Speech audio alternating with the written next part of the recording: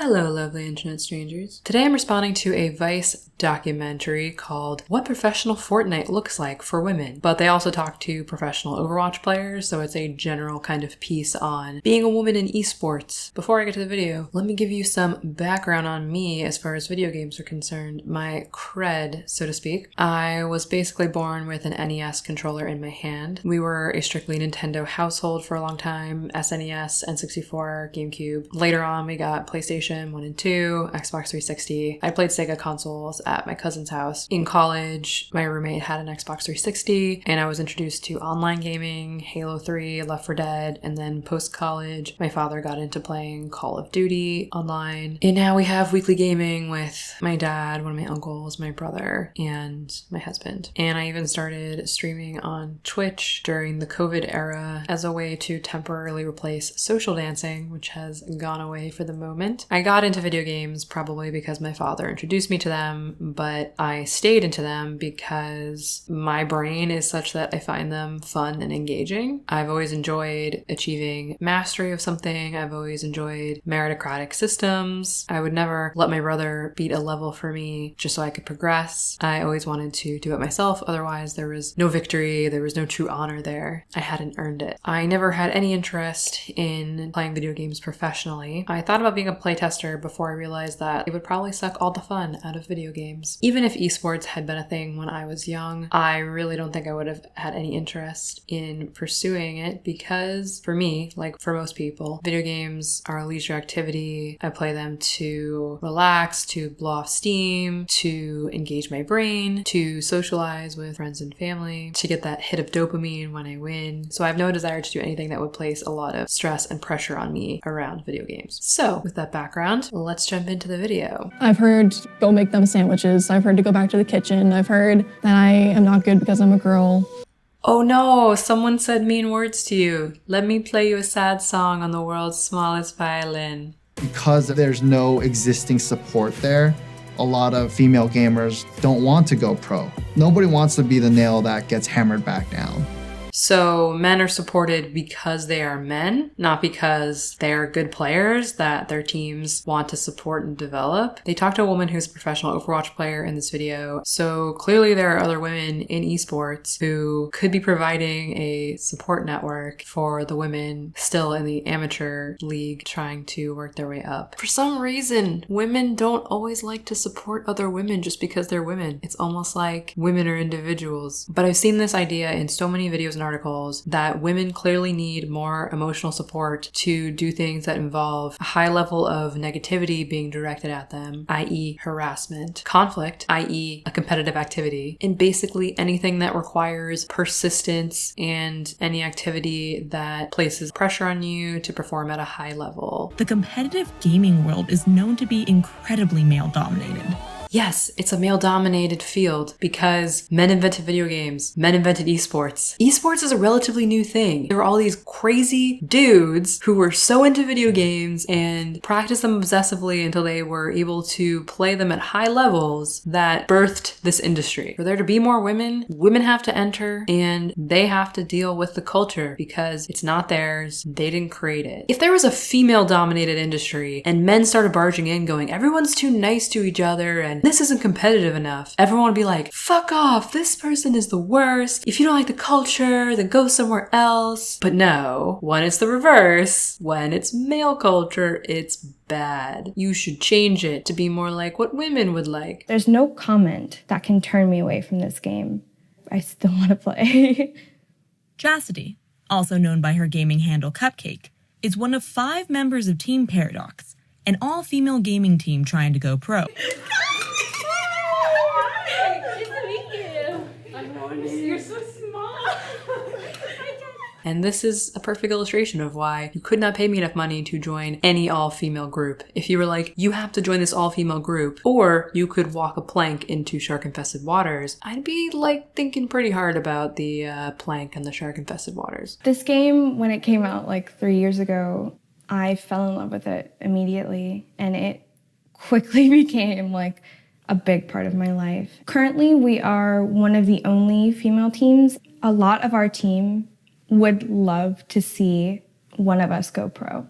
we are practicing so hard. So maybe like the whole team maybe gets looked at and picked up by an org, or maybe one of our players is scouted and brought up. That would be amazing. I definitely believe that if their entire team gets picked up by an org, they'll be very happy. If only one of them gets scouted to go pro, I highly doubt they'll be as cool about it. At the very least, you're talking about some serious jealousy on the inside. And at worst, trying to cut her down so she feels bad about herself. Obviously, they only talked to a handful of women for this video. So I wonder, percentage-wise, of the women who make it in esports, what their personalities are like. Are they more masculine in the sense that they don't care about this kind of stuff? Like, they don't care about the culture and the harassment. They just let it kind of roll over them. And also is the reason that they're one of the only all-female teams because most of the women who are successful and go pro have no interest in joining an all-female team. I do really enjoy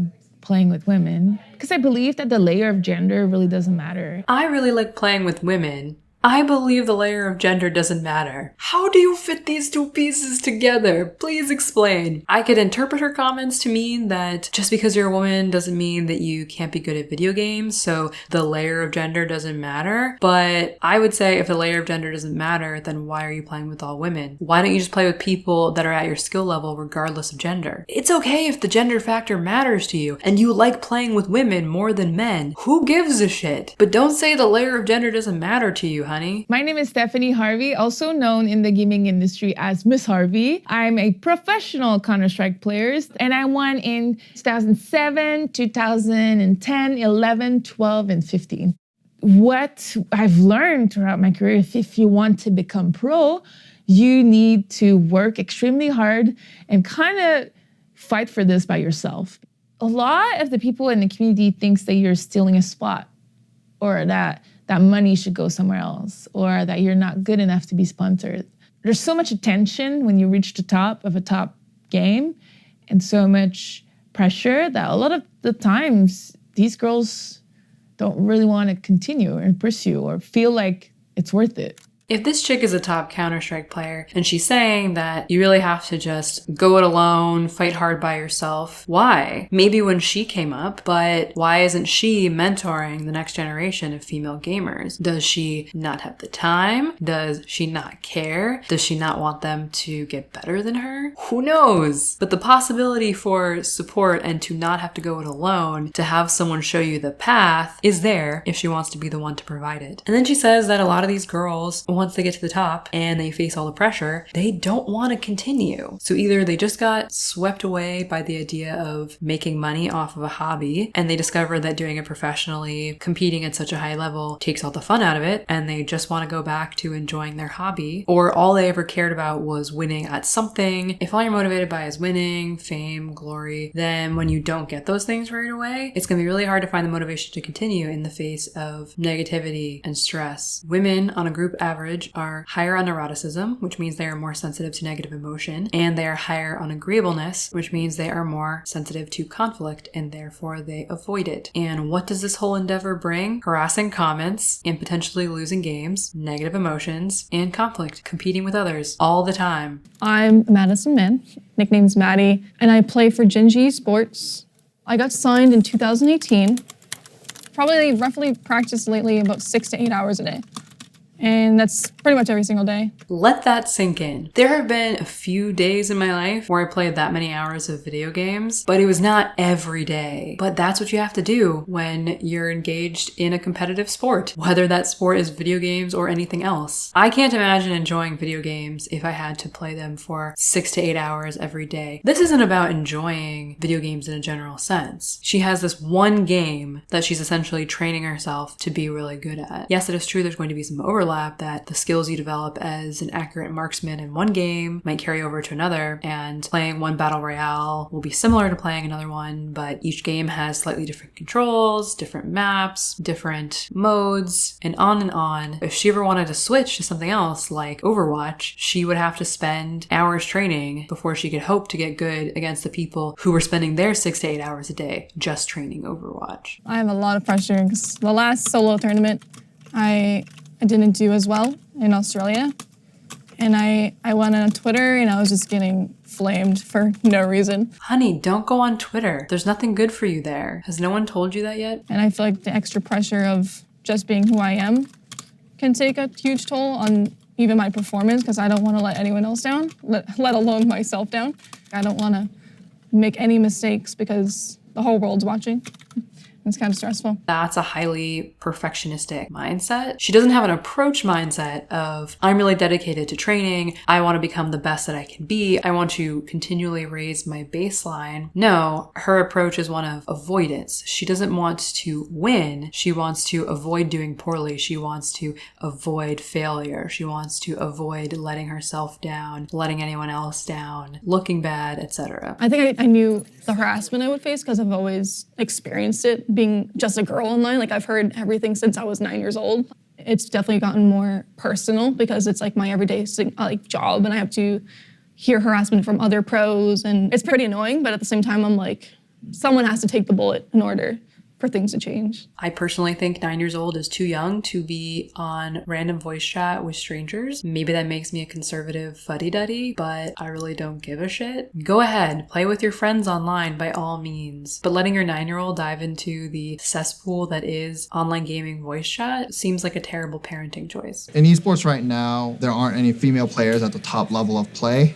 It really hasn't been explored, I think. If you look at the marketing for video games in the late 90s and even in the early 2000s, a lot of it has been directed to boys. That had a large swing towards like skewing the gaming population way more male-dominated. What we're seeing now is clawing back against it. The reason that the marketing was targeted toward boys and men was because that was the primary demographic. That was the people who were playing the games. I'm not saying that no women did, and like I already said, I played games in the early 90s as a young girl. No one was holding me back. Was I lucky enough to have a father that encouraged me? Sure. But everyone needs to remind themselves that the landscape of video games in the past was very different than it is today. You did not find video games in most people's households. Most parents were not encouraging their kids to play video games, whether they were boys or girls. They were always telling kids, put down that controller and go play outside. Yes, companies wanted them to buy their products because they're companies and they want you to buy their products. And they want to target the people they think are most likely to buy their products, which was boys, or rather, boys would pester their parents to buy them the video games. And plenty of girls I knew growing up played video games, but if you checked in with most of them now, they stopped playing them over time. They just played them because they were around. They were just another toy. No one was stopping them. So until teams are saying that we want the best female gamers, then, develop them. Find coaches, coach up these female talent, scout them out, and then really just make it worth their while to be the nail that sticks out. He doesn't say, okay, male players get scouted and developed, so they have an advantage. Let's scout and develop female players. He just says, to get them, you need to go scout them and develop them, implying that it wouldn't be possible for a female player to just be talented enough to rise through the ranks. And further, he says, make it worth their while, implying that these female players wouldn't have enough motivation intrinsically because they like the game, because they like video games in general, because they want to get better. No, you need to make it worth their while. There's kind of this masochist loop when you are a woman in gaming trying to get better. You're trying to be a better competitor, so you have to play more. You play more, so more chances that you get harassed or insulted while you're gaming, where you're kind of depressed, but you want to be better, so you play more and it makes you more depressed. So it can be a little bit challenging.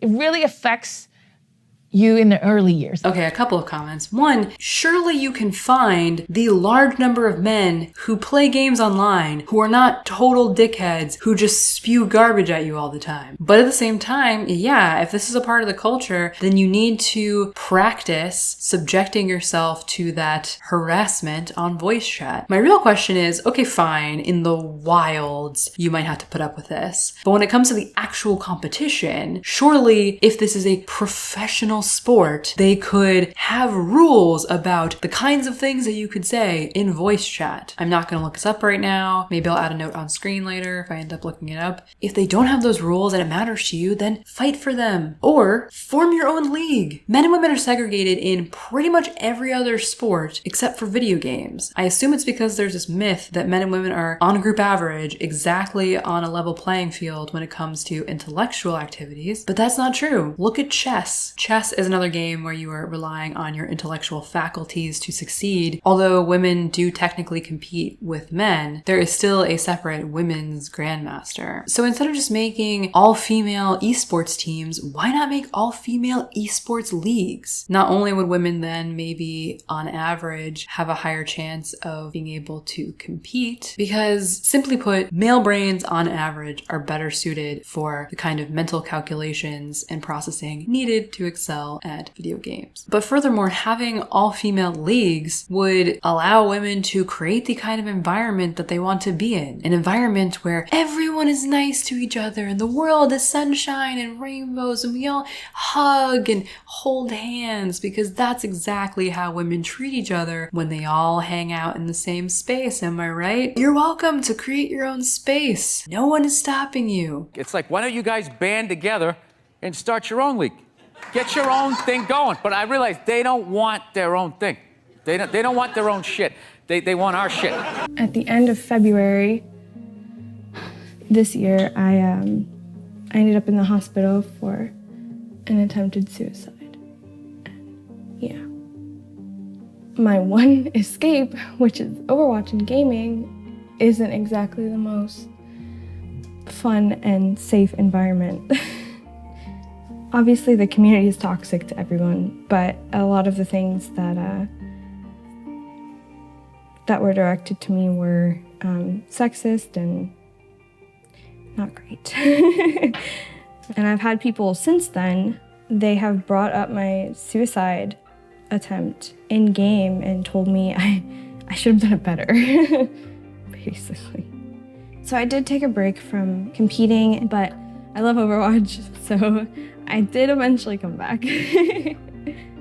No matter what happens in my life, like mental illness, this game is going to be there for me. It's interesting they interviewed her while she was putting on her makeup. One, I wonder how many male Overwatch players spend time doing their makeup before they go compete. And also, you're not really selling the gender is just another layer that doesn't matter aspect. She says she attempted suicide and Overwatch wasn't really a safe haven for her because the culture is toxic, etc. But at the same time, Overwatch is always going to be there for her. Bitch, which is it? But she does a typical feminist thing of being like, it's really toxic, but it's more toxic for women. You think the culture is toxic, so why do you continue to be a part of it? She says that she left for a while, but she came back because she just loves Overwatch. Okay, it's one thing to play Overwatch in general. It's another thing to compete in Overwatch. What is your motivation? What is the point? What keeps you going back to compete in a toxic environment? Competing is not about your love for the thing itself. That can keep you going when things get hard, but competing has to be about something else. And preferably, it's about proving to yourself what you're capable of, not just about securing the victory just to have a victory.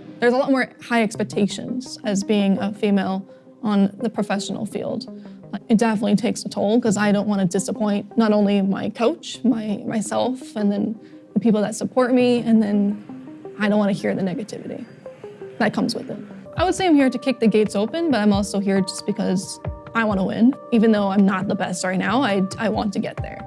Maddie says again that she doesn't want to disappoint herself, her team, people supporting her, and she also doesn't want to hear the negativity that comes with it, which goes back to the idea that women are more sensitive to negative emotion. And it's like, tough shit, girl. And she says that she's here to like kick the door down, presumably for other women and girls, but also she just wants to win, and she's not the best right now, but she wants to be the best. So maybe that is her motivation. Maybe she just wants to get really good at Fortnite. I don't know why, but you do you, boo. It probably will be difficult. And right now, the only tool that you have to help yourself is really building that shell and creating a support system around you to help you face adversity. I think it's really interesting that they kind of interviewed her separately from these younger girls instead of bringing them together, whether just for a conversation for the documentary or linking them together so this chick could provide some actual mentorship for them instead of just tossing off a line of advice in this Vice documentary. But that advice applies for any competitive industry and not just for women. You need to have that tough outer shell. But women might need to hear that message more because, as I said, higher on neuroticism, higher on agreeableness, aka more sensitive to negative emotion and more conflict avoidant. I wish them all the best. Fortunately, despite feminist efforts, video games are still a meritocratic system. So this chick actually has to get good to get somewhere. She can be coached all she wants and given special treatment because she's a woman. But at the end of the day, it's going to be her against a bunch of other people, probably dudes who are more hyper-focused than her, train more than her, and want it more than her. Those dudes she's competing with are likely the kind of people who would play Fortnite for 6 to 8 hours every day, whether or not they were competing for money. Whereas the only reason that this girl is playing Fortnite 6 to 8 hours a day, I guarantee you, is for the money, for the wins. And that's something that is distinctly absent from this video, is any kind of profile, background, biographical information on these girls related to their video game career. Like the kind of info that I gave you at the beginning of this video about myself. What was their first video game experience? What hooked them on video games? What kept them going? What made them want to play video games professionally? What drives them? What keeps them competing? None of that was discussed or answered. That would have been interesting to hear about girls talking about why they like games, why they keep playing them, why they want to swim through the sewage of male harassment just to keep going. Nope, we just have to talk about how hard it is to be a woman or a girl in insert industry here. Anywho, thank you for watching. If you liked this video, please give it a like. If you'd like to see more, please subscribe. And I hope to have more content for you very soon.